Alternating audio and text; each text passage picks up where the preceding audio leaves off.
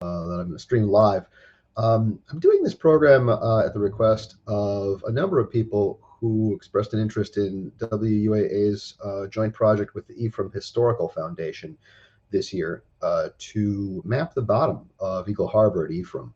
Bob and I, along with the Ephraim Historical Foundation folks, Jeff O'Keefe and Cody Schreck, presented this in Ephraim a couple of weekends ago, and many people asked if they could view an online version of it. And so I'm going to do my best. There are a couple slides in here that were from Jeff O'Keefe from the Ephraim Historical Foundation, so I'll try to do my best with them. Anyway, I hope you all enjoy this. This is a recap of our field work this year in Ephraim. So I hope you all can join. Also, I'm going to be posting this on YouTube, so people can watch it who don't necessarily have access. So let's get started. Ephraim's Submerged History. This is a program that really was Bob Jake's idea. Bob approached the Ephraim Historical Foundation with the idea that we could possibly map the entire bottom of Eagle Harbor because it's not very large. It's maybe 2 miles across, maybe 2.5, maybe 3 miles deep. And Bob and I cover search grids like that pretty regularly with our side scanning sonar when we're looking for shipwrecks.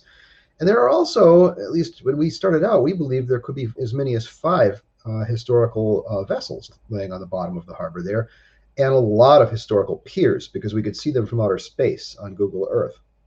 And piqued our curiosity. We thought it would be an excellent opportunity. We talked to Tammy Thompson, our state underwater archaeologist, and asked her kind of what her thoughts were. And she said, yeah, Ephraim is an interesting area and it would have value to map the bottom. And so we approached Cody and Jeff, and they agreed wholeheartedly to come on board and do this project with us.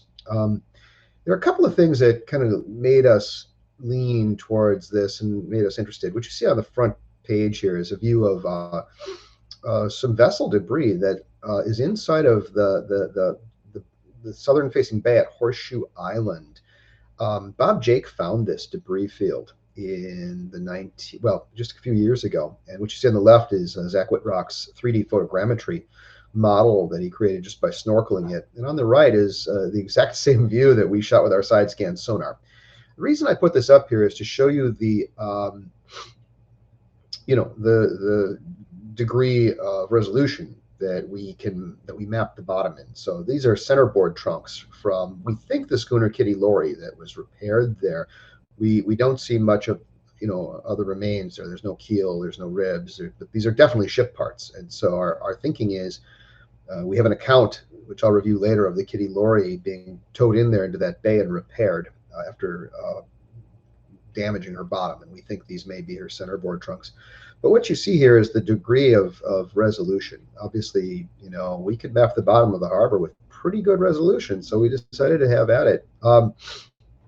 What were our goals? Well, we wanted to identify historic materials on the bottom of Eagle Harbor at Ephraim.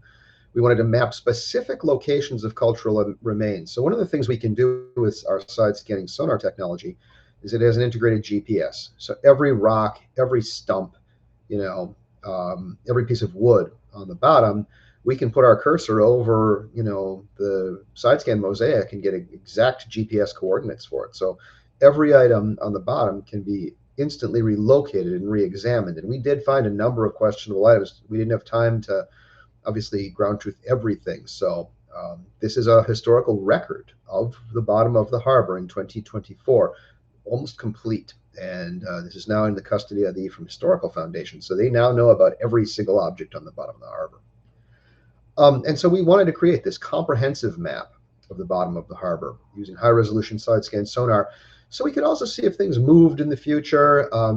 Obviously, we're not seeing every cinder block, right? But I mean, we're seeing anything maybe more than about 3 feet long and about 1 foot wide. So, it's a pretty good archaeological record. And lastly, we wanted to see if there was anything left of these historic vessels that were in the harbor. Ephraim's got quite some history. In 1834, we get our first map here when they did the initial land grant survey, and you can see there was already some people there. It had already been platted. By 1860, when they did the first nautical chart of the area, you can see some structures start to develop. before the onset of the Civil War. You can even see some out here on Horseshoe Island. So this was a pretty important little port for Door County. By 1899, you can see the piers starting to develop. You can see Anderson's Pier. You can see, I think, the old German pier here, and the land is pretty well developed. And then, of course, here we see in 1900, the street system start to develop, and some of the uh, more pronounced parts of the harbor starting to come together. A lot of people don't know that in 1938 there was a full aerial photography study done of the entire state from airplanes. And this is sort of interesting because it provides a really good artifact of what things were like in 1938. And you can see a lot of the piers. There are actually 3 different images. This is not actually the best one. You can see a lot of the old pier cribs and stuff, and some docks that aren't there anymore. So quite interesting. And then, of course, 1941, the town is already pretty well developed. And this is the first USGS topographical map. I think it's 1960. And it's kind of cool in that, they really went to town when they made these things. And they basically show every single structure they could find, which is sort of cool. You can see the old light here on Horseshoe Island, and, the lookout tower is there now. So kind of cool. But probably the thing that most interested us were the new Google Earth images. When they started to shoot some of the satellite views that were designed to penetrate the water to see what was on the bottom, we started to get these really good images. And one of the things we noticed was that there's this big chunk of wooden debris over here in the corner of the harbor, and we wondered what this was. We thought that might be a shipwreck. We also started to spot objects on the bottom off of some of the old historic piers. We wondered if those could be pieces of shipwreck. Likewise, we wondered if there was pieces of shipwreck right along the boundary here where it gets deep again. And there was lots of other bottom features that we couldn't quite understand, and dock ribbing, things like that. So we were very interested in not only visiting these with our side scan sonar, but also in potentially ground truthing them with our remote operated vehicle. So what was our methodology? Well, we wanted to identify all the known dock and wreck sites that we could find. And we did, like I showed you, collected all the old historical maps. And actually, that was just a subset of them in the previous slide. I have about 3 times that many, but those are particularly illustrative of different time periods. We wanted to image all of the sites with side scan sonar to record their exact location. We also wanted to drop the ROV on sites that were particularly interesting or that were known sites to show what they looked like and get a little bit more detail, because the ROV takes 4K high resolution video. It allows us to really record what something looks like without having to jump in the water every single time. We probably ground truthed 50 sites over the 3 weekends or 2 weekends we did this survey, and we never could have done that if we had to get scuba gear on. So we basically did every place in the harbor that was deeper than about 3 feet. We say 4 feet, but we got into some real shallow areas where the bottom of the propeller was pretty close to the bottom. A couple of things I want to mention. So the first day, we did this area here, and we actually got a little closer to the shore than this. But you can see what the mosaicing function does on my side scan sonar. It lets us have a pretty good view. This is day number 2, where we did the entire middle part of the bay, and you can see that it stitches together pretty nicely, the imagery. And we came right into the shallows there. And then, of course, day 3, which this is what we just shot here a couple of weekends ago, where we did the whole rest of the harbor. So if you were to superimpose all 3 of those mosaics, you'd see that we covered the entire harbor. This is our remote operated vehicle. It's got 2 camera options. I can put a GoPro on it if I want. This goes down to 300 feet if we want. It's got really nice bright lights if we want to use them. And we can set that thing right over a piece of debris, and it'll pivot. It'll hold station perfectly without moving. We can look down with it on an angle. It's really quite good. This is an example. This is a piece of wreckage of a vessel off of the Yacht Club Pier, and we still have not identified it conclusively.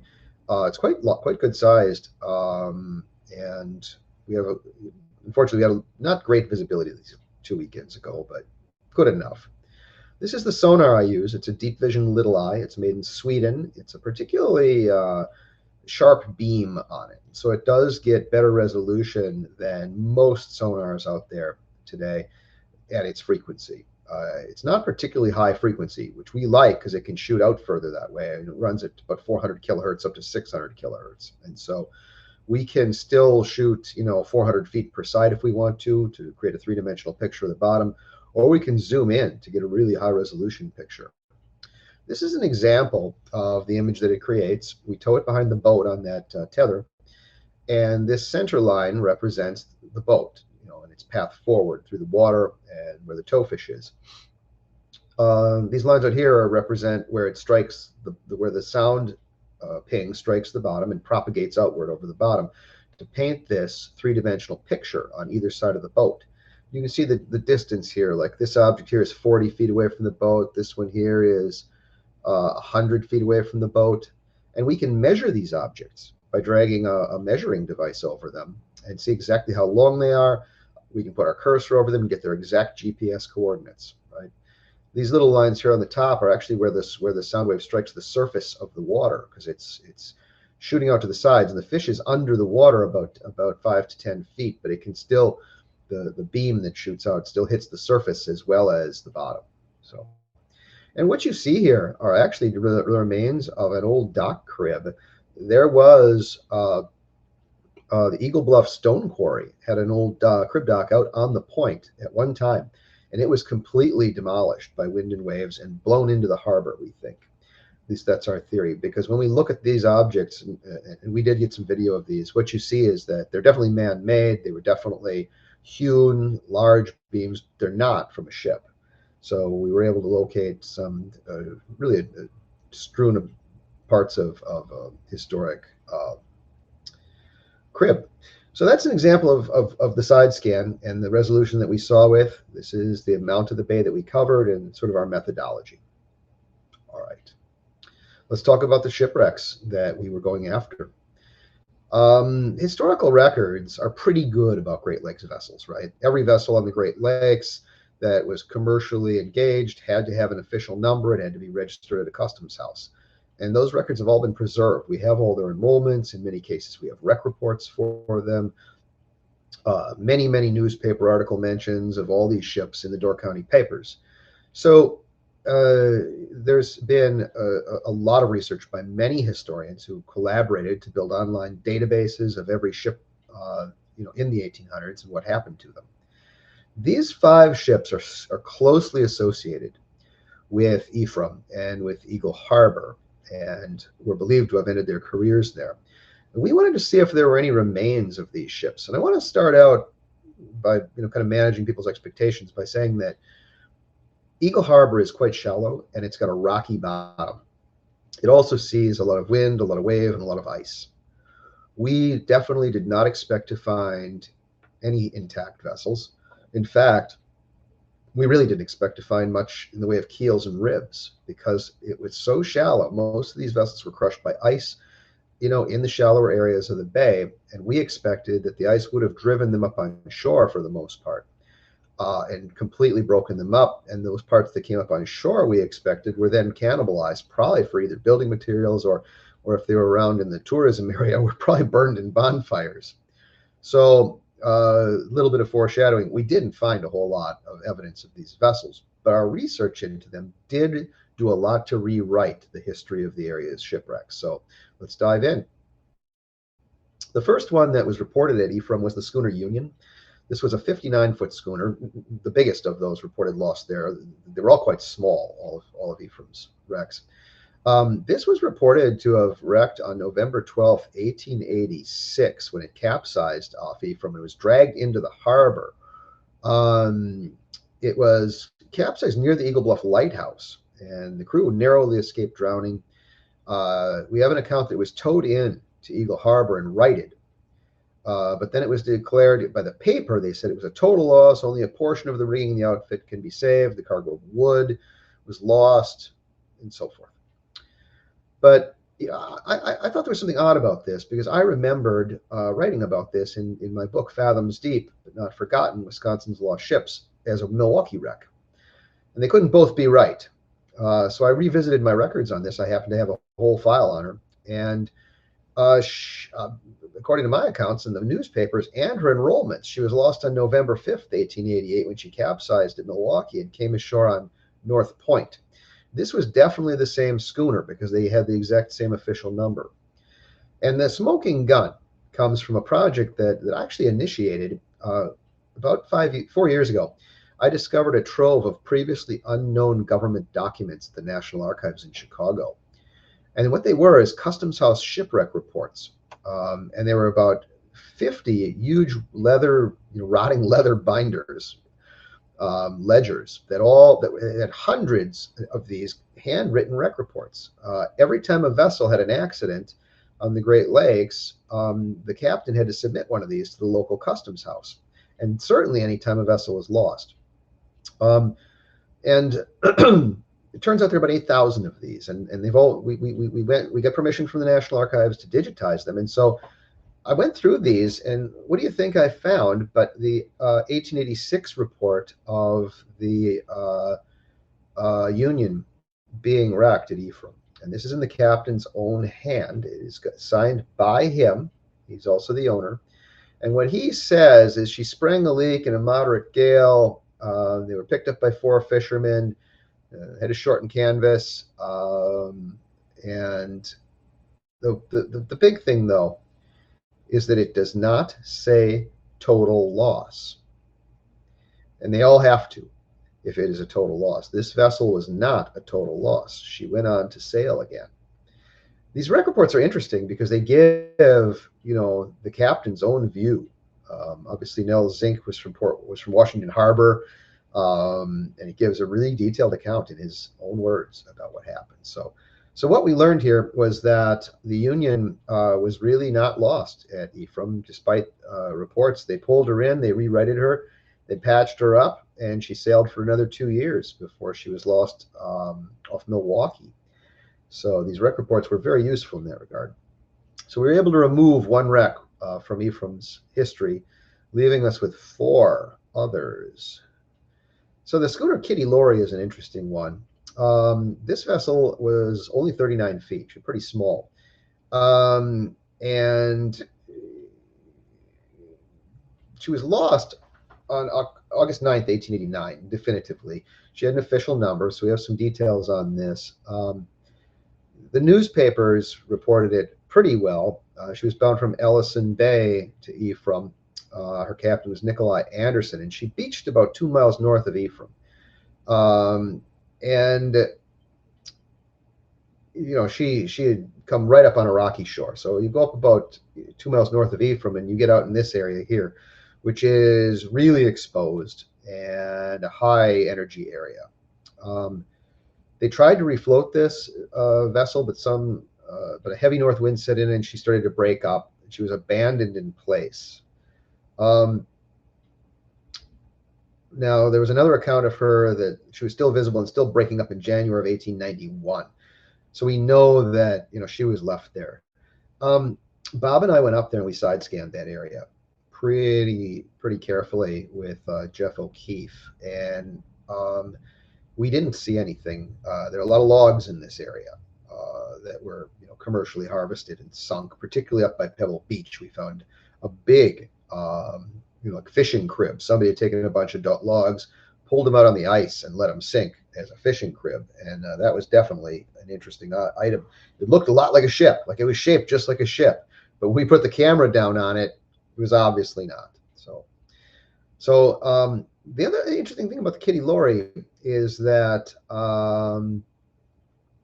she was earlier in her career in 1887. She had wrecked out off Horseshoe Island and been dragged in to the bay at Horseshoe Island and repaired. And, the damage was all to her bottom. And what we find in that bay at Horseshoe Island are 2 centerboards and some evidence of a vessel repair. And so our thinking is that those could be from the Kitty Lorry from when she was repaired there in the bay at Horseshoe Island.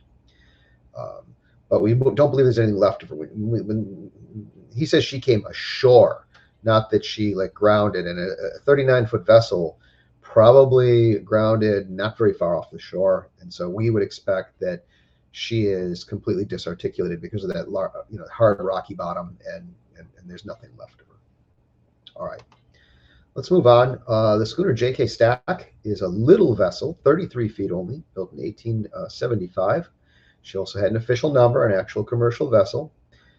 She was owned by Henry Amundsen from Ephraim, and she was wrecked on April 12th, 1893, in a westerly gale when she was crowded against the beach in ice. Two other local vessels were also almost wrecked, one being the Jenny, the other being the Ebenezer, who are both mentioned here. They survived, but the J.K. Stack didn't. She's in the east side of the bay. We don't know exactly where. This is an interesting old hand-drawn postcard that we think may show a vessel similar to the J.K. Stack. Well, that's 1860, so it's probably far too early for her. But we have two different pieces of remains from vessels that we think could be hers. One is off of the Yacht Club Pier. The other is in a little bay just north of the Yacht Club Pier, but it was completely covered by weeds and vegetation, so we weren't able to survey it. It's only in a few feet of water. So the J.K. Stack. Next to last is the schooner Jenny. The Jenny was a 46-foot schooner, again a small one, lost in March of 1896. We don't have a very good newspaper account of the loss, and it was always a bit of a mystery. We had her final enrollment that was surrendered May 8th, 1896, crushed in ice, which is consistent with what we know happened to her. Some of the accounts say she was moored out in the harbor, but I was able to find the actual wreck report for it. And again, this is a brand new document that just emerged. We just found it in that trove of enrollment documents. This is in the hand of the master. Looks like Conrad Thomason, or maybe Jameson. Yeah, it looks like Jameson. And he was from Ephraim, and the vessel was bound for Ephraim from Marinette, Wisconsin. She had no cargo. She was light, and he says here she was lost at the dock at Ephraim, crushed in ice. Crushed in ice at the dock, light breeze. It was about 5 a.m. No assistance was given. So what we know is that she was at one of the docks on the east side of the harbor when she was crushed in the ice. What we believe is that she maybe those remains are in the little bay that are covered with vegetation. That little bay is very sheltered, and there is some wooden remain in there that's consistent with what looks like the fragmentary hull bed of a vessel, a small vessel. And this was a very small vessel at 46 feet. So once the vegetation clears in the spring, we may go and take another look in there and see if we can get some photos of it. It's only in about 2-3 feet of water. We think that's the Jenny. All right. Lastly, we have the schooner Ebenezer. And Ebenezer is probably the most famous vessel at Ephraim. It's interesting because there were 4 different schooners Ebenezer, and 2 of them were home ported in Door County, and so you read a lot about them.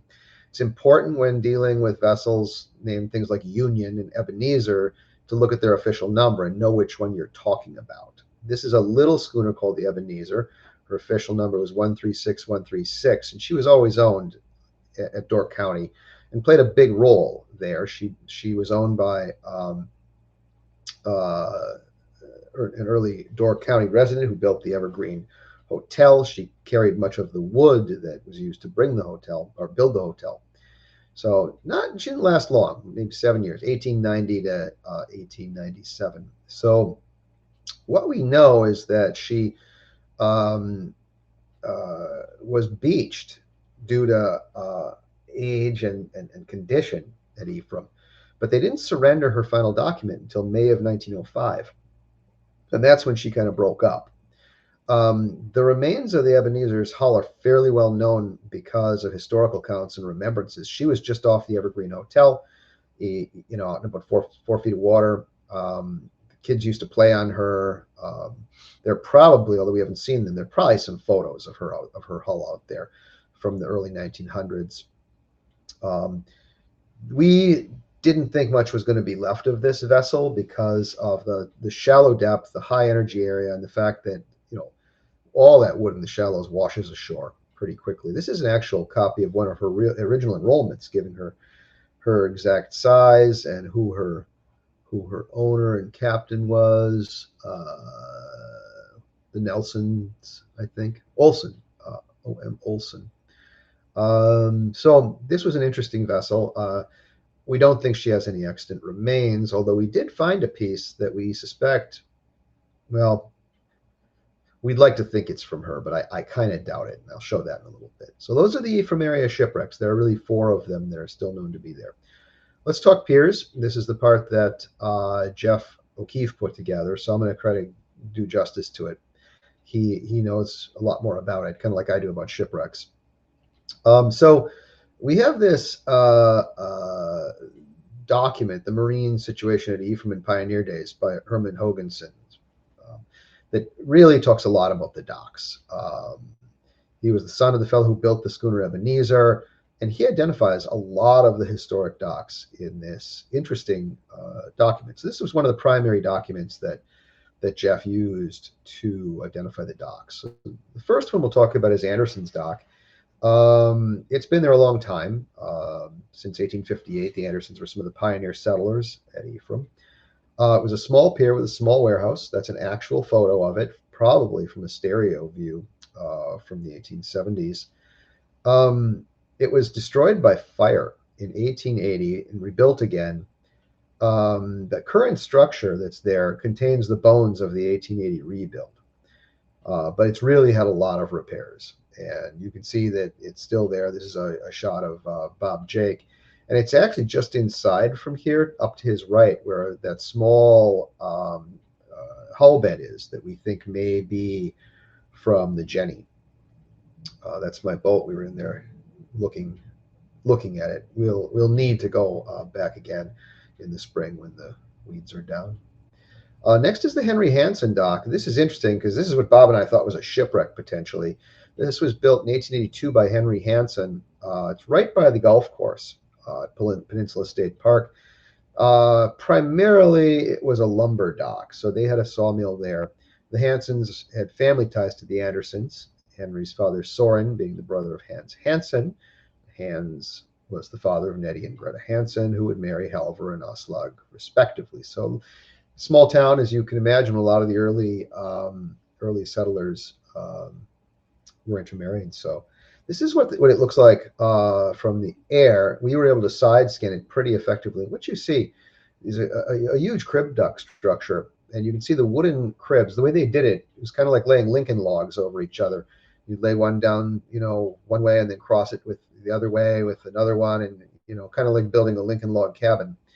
And once you had this basic, structure built, then you'd fill it with rocks, which were in no short supply from all the quarries. And then they would build out, they build a big platform over it. So you ended up with this really, really large, dock that big steamers could pull up to and ship lumber out of. So very, very sizable crib dock down there in the corner of the bay. I might add, too, that when we went down there with the ROV, there were tons of giant smallmouth bass all over the place. So this dock is never shown on any of the maps, which was interesting to us because it had to have been a really large dock, but it just seems to have escaped. But you can see the Hansens had their property here, right where that dock was. So, all right. The Kilgore German dock was built around 1871 by Moses Kilgore.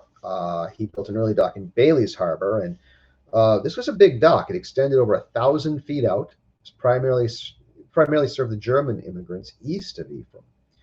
Um, it was destroyed by ice in 1875 and never rebuilt. So it was quite an early dock. You can see the remains that are starting to get scattered from the ice action. And because you can see so well into the shallow parts of the harbor here, you would probably see if there was a keel or a rib or any major dock structure. You can actually see much of what's on the bottom of Eagle Harbor at Ephraim. So um, the Kilgore German dock, we actually side scanned those remains quite a bit. They showed up quite well, and we mapped them. Next to James Hansen Dock, this is the big dock that's sticking out, shown on the maps in the middle. This was built sometime after James took over Peter Peterson's store in about 1884. Extended out from the current Day Brookside Lane into the harbor. It was associated with lumbering, it was headed by George Larson, who had a portable mill on his property, not far from the site. So you can see this an actual shot of the mill, and this is an aerial view of it that you see here. It's pretty clear. There's a giant set of cribs there. It's not far from here. We found the bed of a small vessel, and I'll show you that in a little bit. I don't know if it's associated with the dock. It's probably not, because this dock has been gone for a long time, but I'll show you what it looks like. Lastly, the Yacht Club dock. This is, that really big square crib dock that you see out there. It was completed in 1926, just prior to the Ephraim Village Hall, which was just across the street. And it had a constant misfortune, primarily because of its location and its length. Right away, the outer platform buckled. They kept rebuilding it, but in 1928, a large storm really damaged it, and some of the craft moved there. Remnants of something are still off the dock, and we saw those pretty clearly. So the main channel here has a little bit of debris off of it. We looked to see, if we could find it. We didn't, and we could see from the surface pretty clearly the first year we were here. We also did find one major piece of wreckage, though, off of this. And so if you zoom in, right here, there is a substantial piece of wreckage right off the edge of the dock. And we got pretty good side scan imagery of it. But you can see there's really not much else in here. And I think we'd have seen it if there was. So we will show you that piece that's off the edge. So those are the historic piers that we were able to document and map. And they are an intrinsic part of Ephraim's history, just as much as the shipwrecks. So what did we find? Well, we found a number of things. This is just sort of the highlights of examples of what we found. If you really want an in-depth overview, you can talk to Jeff and Cody, and they have all of our side scan imagery, and they can show you some of the greatest hits. But here's a basic overview. This is the piece that we found kind of off of, just a little west of the German Pier. And initially we thought this was a piece of the Ebenezer. But the Ebenezer is further east in the harbor off of the old Evergreen Hotel. So what is this? Well, we went down with the ROV on it and got a little bit closer footage of it. And what we think is that it is the very bottom of a wooden rowboat or wooden powerboat, probably from the cottage era, 1910 to 1930. Probably that was sunk there. You can see that it's definitely got a real arch to the bottom. And we sort of found, so we thought was a bow feature. As you go further towards one side of it, it gets the V gets deeper and deeper in it. So we do think that what we have here is the remains of a small wooden rowboat or powerboat. All right. Here's an interesting thing. This is what that hull section looked like. The little rowboat on side scan sonar. You can see that it was definitely a complex piece. It had when you see a log, it doesn't have like these multiple things. So that's how we know that something is a vessel. Here's an interesting site we found. This turned out to be a large field of logs, probably remains of a crib, we think. Although it could have been a cargo that was spilled off a vessel, but you would have expected them to float. That's why we think this was a crib that was already good and waterlogged and just got destroyed and blown into the harbor. It could be part of that Eagle Bluff stone quarry crib. We actually put the ROV down on this and filmed this in quite some detail and verified that it is definitely a crib. Likewise, this is also part of that crib. I showed you this image earlier. All right, here is the Hansen Dock that's in the corner of the harbor, and the side scan sonar imagery is quite good. You can see where the outer part of the crib is broken, and the rocks have started to spill down the hillside into the deeper water. We get a little beam scattering because it's trying to shoot up over these remains, and it doesn't do a very good job of it. It starts to get a little bit dull, but you see the crib structures quite clearly here, and they're mapped in reasonably good resolution. We could have probably gotten a little higher resolution if we'd wanted, but again, I showed you the site off of Horseshoe Island there with the makeshift shipyard. This is an interesting thing that Bob and I ran over at the end of the last day. We were on one of our last passes, and we measured this, and it's got these two little strakes running down the bottom. We believe this is an overturned powerboat.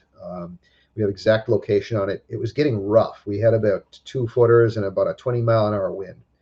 And so we decided not to put the ROV down on it. I wished we would have, but I mean, with the waves, it absolutely wouldn't have worked. We'd have been in trouble. This is an interesting piece. We didn't know what this was at first. We put the ROV down on it, and Jeff swam the ROV and piloted it. It turned out this is a big stack of limestone blocks that we think spilled off of a vessel from the quarry out at the point. They're big. They're stacked on top of each other. They rise about 5 feet off the bottom. So very interesting site that Jeff examined. This is that hull bed that's off of the old yacht club dock. We think this could be associated with the one of the two known wrecks that are over there that were crushed by ice. Probably wouldn't hurt to put a diver down on this and take a look under it and see just how it's constructed. We can see obviously that it's a wooden piece. There is some curvature to it. I would like to see how it's framed underneath to see if that's actually part of a vessel. It does look like it is. And then this is an example of some of the cribbing that looked absolutely like a ship's hull off of Pebble Beach. It's about 30 feet of water. We put the ROV down on it. Again, there was a lot of suspended solid because it was rough that day in the water. But these are nothing but cribs that were put down. This is not a spike. It's a goby, invasive little fish. But you can see they formed a V, and we were pretty excited that we thought we had a ship there for a moment. But it's probably a fishing crib that was intentionally sunk.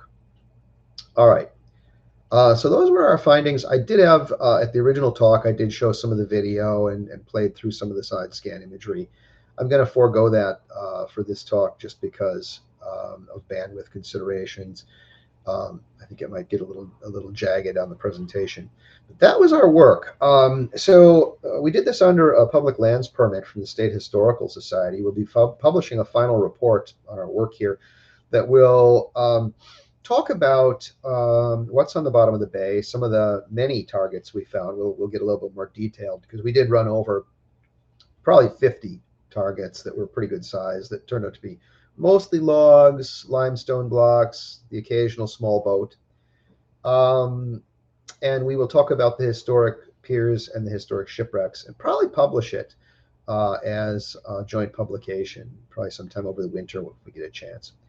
It was a fun project. Bob and I would like to particularly thank Jeff and Cody from the Ephraim Historical Foundation for their enthusiasm and their help in participating in this project. And we couldn't have done it without the help of Paul Hine and his partner, who very generously hosted us at their guest home. Both times we came up to do work. This couldn't have happened, obviously, without them either, because it was a long drive for both Bob and I to haul our boats and all of our equipment and do this. So hopefully we'll have that publication out. And if you have interest in what's on the bottom of Eagle Harbor at Ephraim, again, like I say, the side scan imagery and the whole bottom map is all in the custody now of the Ephraim Historical Foundation, and that's a durable record that they'll have forever.